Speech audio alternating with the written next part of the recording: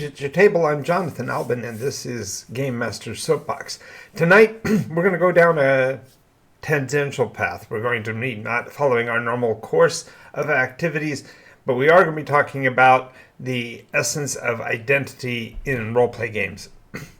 This subject has become commonplace and common fodder for discussions about how we should interact with each other and how we should connect with people.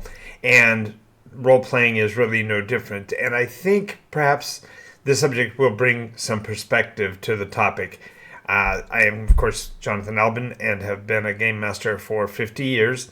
And so I believe my unique perspective as a long-term, long-tail game master will provide some insight perhaps to the subject that you might not find otherwhere.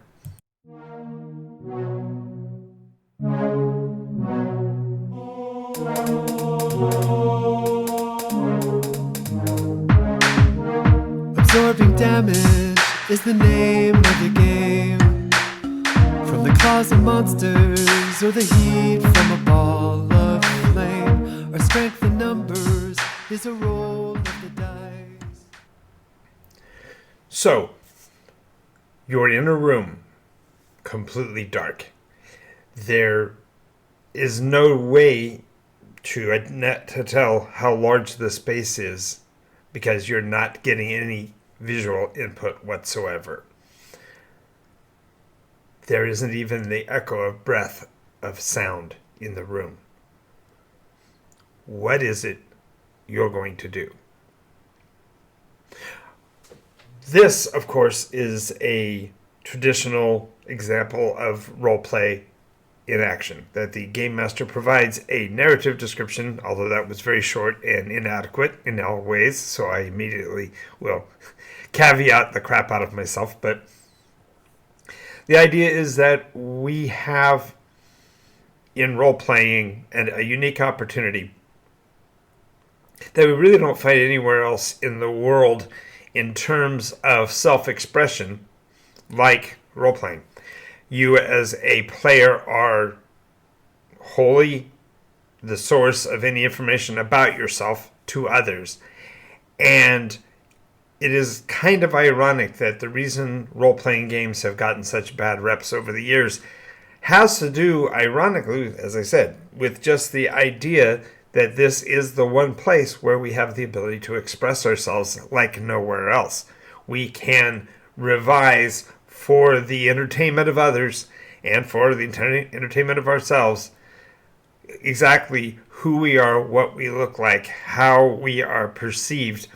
And the very concept of being afraid of being different or being dissociated with others is precisely the reason why so many people get lost in their own identity today. We are going to be covering about a dozen steps of interaction and how this process has evolved, because to be honest, it wasn't this way in the beginning. I could always pull my teeth out and do when it was my day, we used to do this and such. And I'm not going to do that, but I am going to instead look at the permutations of identity and how that has radically changed in 50 years. And it's happened imperceptibly for the most part because we simply have too much to do in our lives to really focus on any one particular perspective, including the idea of who we individually are and what we are here to do.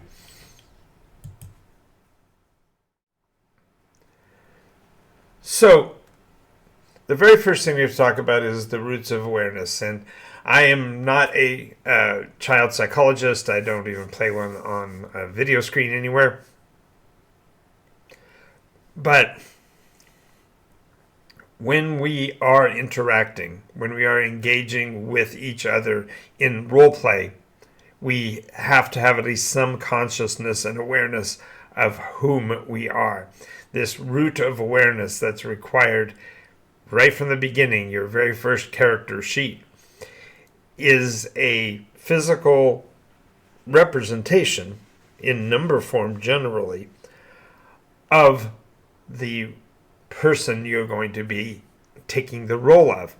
And the very concept of roles require us to be able to differentiate not only between what our skills are, what our talents are, but we also have to be able to get a real deep understanding of where we are and what that means. So when we talk about awareness, we're not necessarily speaking of the innate ability to determine what's going on around us, but instead a simple, really basic concept of who am I? What is it that I'm doing here? And when we have this understanding, when we have this identity, then we can express ourselves to the world around us and expect their responses to be commensurate with the description we've given.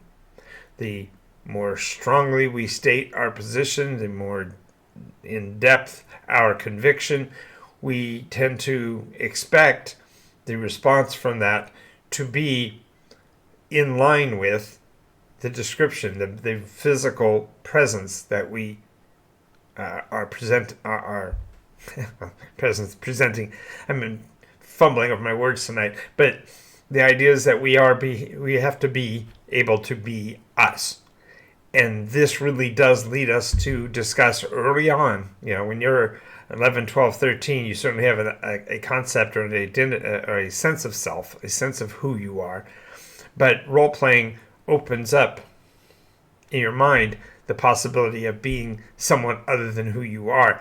And that root of awareness, I believe, is integral in the development of our identity, our personality, our existence. And therefore, the role-playing aspect of identity has everything to do with the ability to be malleable and adjustable and adaptable to fit the variety of potential roles you might take in the game.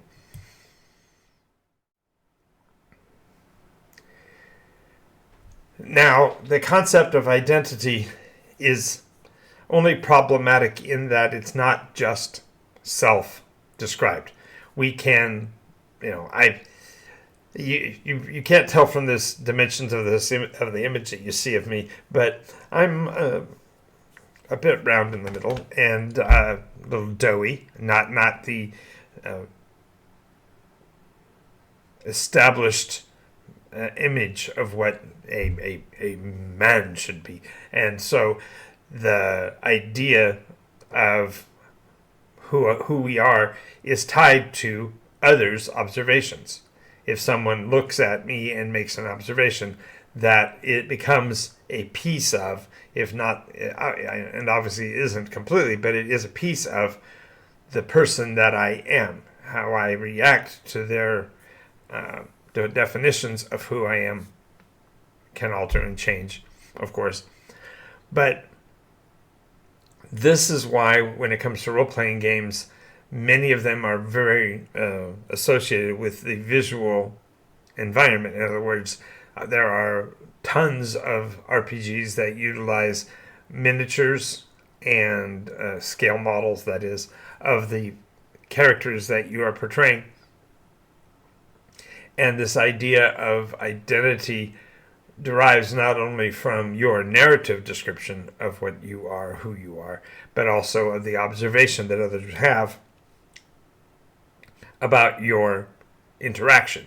If you are, again, swift and and quick to present yourself and confident and even to the point of some levels of aggression, you are building a perception. And this identity derives directly from that observation of the persona that you are portraying. In a tabletop theater of the mind game, it's very much dependent, therefore, upon not only your astute description of yourself, but also your ability to comply to the very concepts of what your identity is in the game. And it's important to note that because identity derives from observation, we often ascribe to ourselves attributes that we have seen in others. And to some extent, this is precisely why the cartoon characters of Bugs Bunny or Daffy Duck, or you name your particular favorite fictional anthropomorphized animal here, those animals provide us an outlet, because we can, in reverse osmosis, sort of take onto ourselves the attributes that that animal or that persona that we're playing has. So if we are playing a very courageous lion or a great powerful warrior, we can establish those persona elements into who we are, to the point where others might be able to see those aspects within us.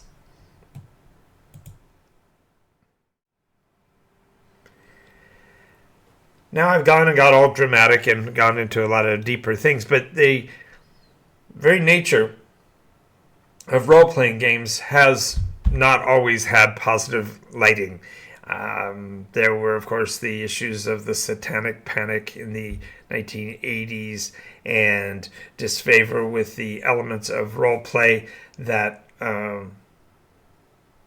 showed, for example, a person's inclinations in a fictional setting, which called into question their actual mental state. But the idea that a person who plays role-play games is somehow less than or of reduced capacity really stems from the irony of it. You see, when you are involved in a role-play game, then you are expressing yourself in the same way we did when we were kids in the playground. The idea of pretending something, as you get older, becomes a challenge, and most people throw the baby out with the bathwater and say, well, if you play make-believe, then you're not completely stable yet. The dough's not finished rising, so to speak. And the disfavor with which RPGs are cast, therefore, ties directly to the identity of the persons playing it, because you are observed in that experience.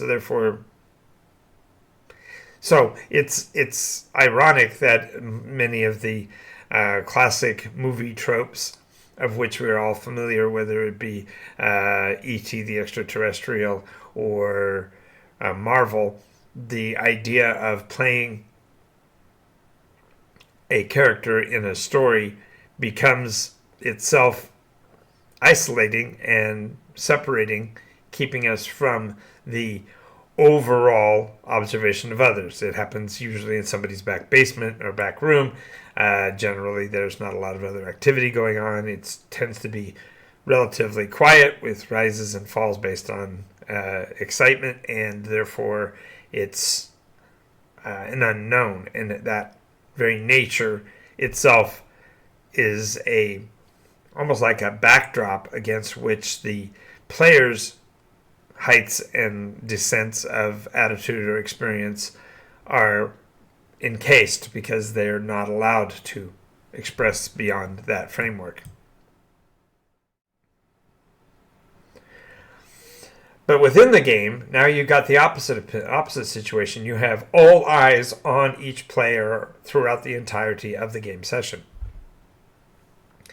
As you may know, the concept of the panopticon was a prison mechanism that was designed and was considered quite hideous in its design, because any cell could at any moment be observed by any guard. And so this centralized prison system becomes so in a roleplay game, because the game master fundamentally takes that center position and is the backdrop to all activities of the players. So when it's your turn to act, you have to be kind of Johnny on the spot and be ready to go with your actions, or the players at the table perceive that you are not directly connected with the story. You've for some reason you've isolated yourself from the game session within the game, and therefore the pressures to maintain your image becomes arguably stressful.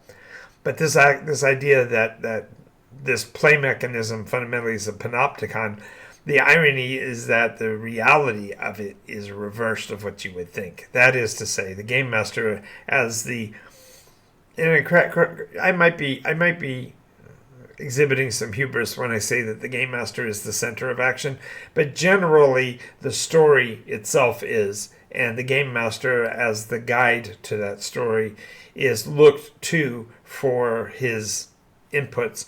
And so you, for example, won't find the game master reaching for his phone and disconnecting from the game session simply because all eyes are on that central seat. I mention this mainly because the players, over time, looking back 50 years,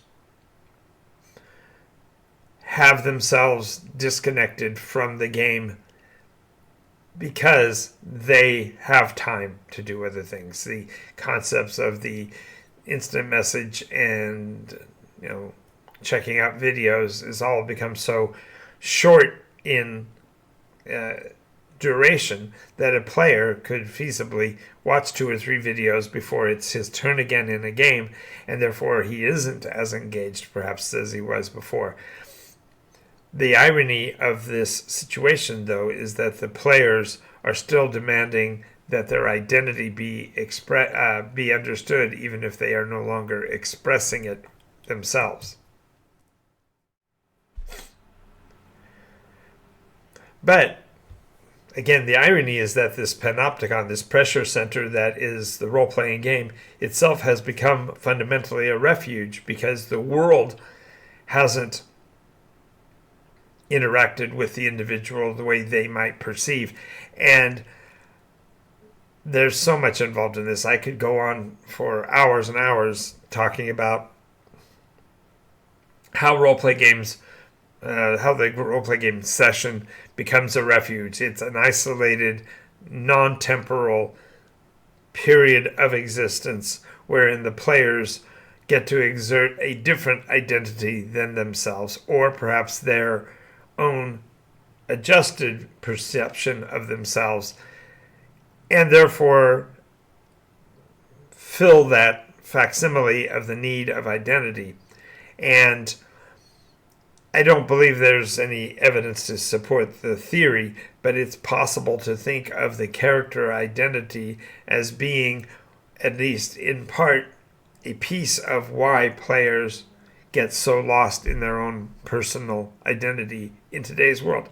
Now, as a game master who has run the same campaign, iteration over iteration, now we're into the 9th time, I can tell you that the players that enter each of those iterations were slightly different than the previous iteration, simply because the world has changed, the things that they focus on has changed, the way of communicating has changed, and so on. But not so much that it was viscerally different until the era of COVID. And now in this iteration, I have seen radical change in the way players play out their character roles, because the RPG has become their safe place, their place to go where they are supremely confident in their character roles, far more than in their real lives, and they do see it as an escape route, a way and a place to be something that they would not be otherwise. Now, this is one of my favorite taglines: sticks and stones replaced by phones. When, again, pulling my teeth out and going back to when I was a child, the concept that somebody could mess with you by simply saying things, writing things, presenting things, was itself not a thing. We learned the phrase, sticks and stones may break our bones, but words can never harm us. because the issue is that if you get to the point where your sensitivity is to a verbal blast or a verbal statement, then your identity is not secure. You're not able to maintain yourself if you can't withstand the torrent of terminology. Now, I know that we'll have persons who will challenge this because there are people who have had things in their lives wherein the words were damaging. And I'm only referring to the platitude level of the phrase. I'm not making any accusations or adjustments to the way things have worked in the world. I'm merely saying that the idea that the terminology someone uses became more stressful because when they are put into written form through the internet, through text message and whatnot, they're more lasting. You can review them and look for other meanings and purposes, but the essence of somebody saying something derisively, even if only in a microcosmic way, is amplified 1,000 times over when it becomes a written thing. And so the sticks and stones argument has been replaced, if you will, by the concept of anti-bully legislation, anti-bully philosophy. And so when we're looking at this again from the standpoint of role-playing, the idea that a person's identity is tied to their character, it becomes harder to hold on to when the line between in-game play and in-meta conversation crosses. And so it's difficult enough to be a role player in an environment where their identity is challenged instantaneously in-game and then have it amplified by interactions outside of game. And we endeavor in roleplay to provide a mechanism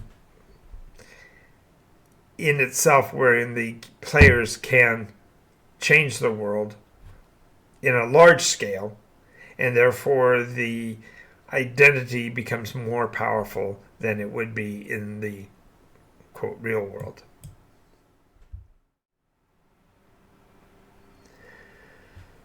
So during the period of COVID and shortly before that, there was a group that started that were called Critical Role, and most of you have probably seen Matt Mercer's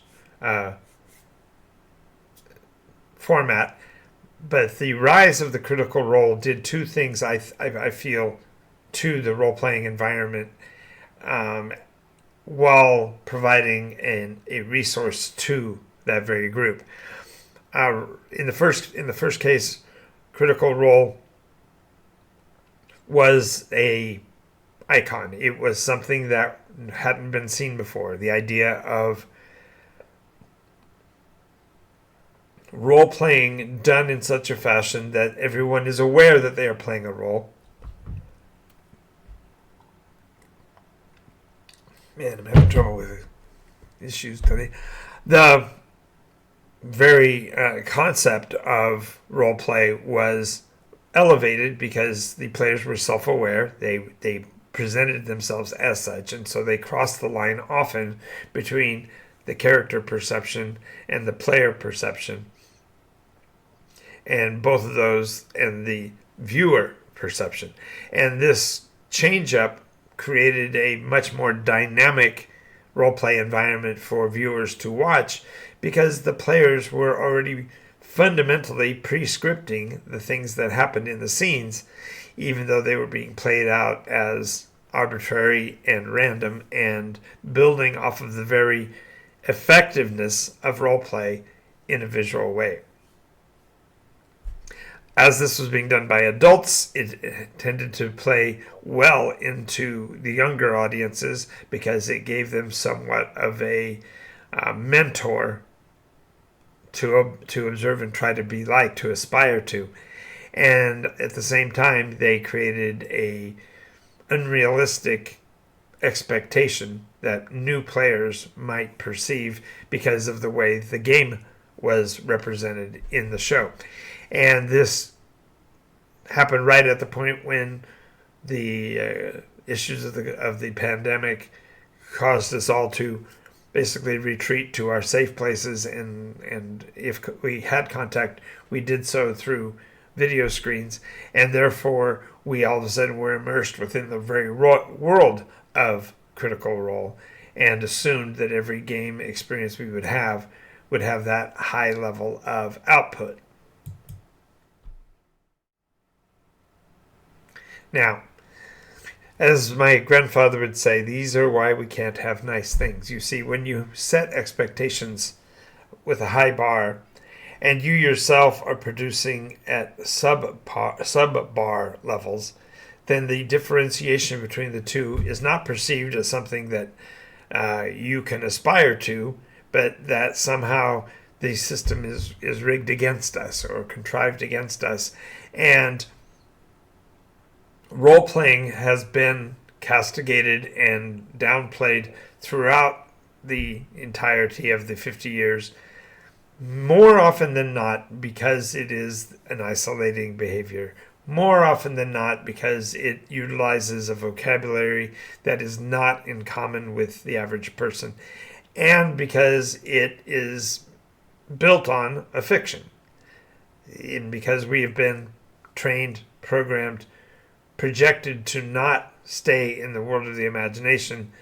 The very people who have participated with it are themselves somehow less than. And I think this plays into the very concept of identity politics as an individual. If you have something you hold valuable and you are putting your effort into that valuable thing, and others instantaneously and at a whim disavow it and say, nah, that's really not useful, you're going to take umbrage. You're going to be saddened and disappointed and perhaps a little defensive. And because the social interaction of our childhood was isolated through COVID and through other means, we don't have the capacity to internalize those challenges. We automatically see them as something that must fall outside because we have gotten to the point where we can control that which we bring into our lives and that which we engage with, and therefore those things that are outside are to be shouted down and eliminated, if you will.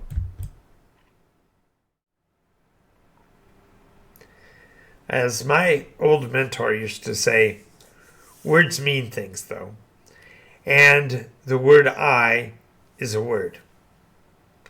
Yes, I am X, Y, and Z. I am, by my own definition, a game master with 50 years behind the screen. I am a father. I am a friend. I am a codger. So, yes, I am all of those things. But for people who have had difficulty in expressing this at early age, because their entire lives they've been in an observable bubble, that everywhere they go there's a camera, when everywhere they go there's somebody looking at them, judging them, challenging them, the idea of identity starts to feel untenable. Like what they feel about me is not me, but if I exert, then I'm acting out, and therefore that's bad. So we learn aberrant and incorrect ways of expressing ourself, and role-playing as a vestige, as a hiding place for us, has become increasingly under observation, and viewers of our world and the places that we go in our imagination become tested, become challenged, and it becomes more and more difficult to hold the line on who we are. Pardon me.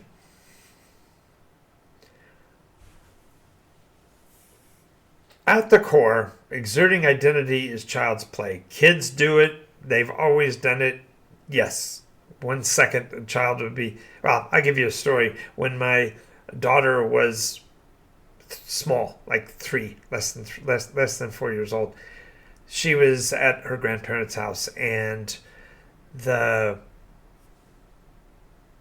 day was going by, and she was being bathed by my mother-in-law. And as she got out of the bathtub, squeaky clean, but also completely in her altogether, she went sprinting out of the room faster than my mother-in-law could react, and leaped into the lap of my grandfather, actually my father-in-law. And this now completely soaked child is wriggling and acting strangely and making noises, and grandfather didn't, her grandfather, my stepdad didn't know what to do with her, and so he picks her up, and he's trying not to focus on her because this is, not normal, natural.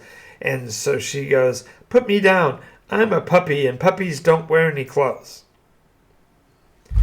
Well, that personality, however fleeting, was her identity. At that instant, she was expressing herself as she thought a puppy would do, having gotten out of the bath. That was just what she was doing because she was exerting her identity at that point. Now, of course, was she a puppy? No, she's my daughter, and it was inappropriate for her to be running around without any clothes on. And they soon took care of it. My mother-in-law came in, wrapped her up in a towel, and got her out of there. But I can tell you that my father-in-law was beside himself. He was like, "I don't know how to deal with this. I don't know how to process this burst of energy and this." And the reason why I tell that story is that I would not expect anyone to have exerted my daughter's right to behave like that. It was inappropriate. It was, for her, novel because she hadn't been in that position before. So, yes, she expressed and exerted herself, exerted an identity. But that is child's play. That's what we're supposed to do when we're kids. That's what we're supposed to do in our cases of imagination. The very concept of a role-play game is a place where there is a framework cut out to put that very activity. If a person in a role-play game said that they came running out of the local bathhouse completely without any clothes on and they went to leap in somebody's lap, obviously hilarity and humor would ensue, and it would be laughed at and mocked for what it was, because it's not natural. It's to express that into a reality is itself only an exertion of imagination. And we have gotten to the point where our exertion of identity has shifted, and our world is supposed to take into account every whim, every postulate that we might develop in our advancement as individuals and as people. And we have to be sure we don't allow somebody to bully someone because of their actions or whatever. But at the same time, we need to take some responsibility for the actions that we involve ourselves in. When we do this, when we exert our identity in a public way, we have to also own the identity responsibility, and that is, we're expressing what we're feeling right now, but tomorrow we may not feel the same way. And even if we do for 2 weeks or 10 weeks or 3 years, it doesn't mean it's who we are. The identity is our expression of the fundamental rights of privacy that we claim to have from the Constitution, and this need to express ourselves and be accepted for that expression is simply a work of fiction. All right, I'm going to step off my soapbox at this point, and thank you for being with us. I'm Jonathan Albin. This is Nikos RPG, and I hope to see you in our next episode. As my grandfather always says, go play.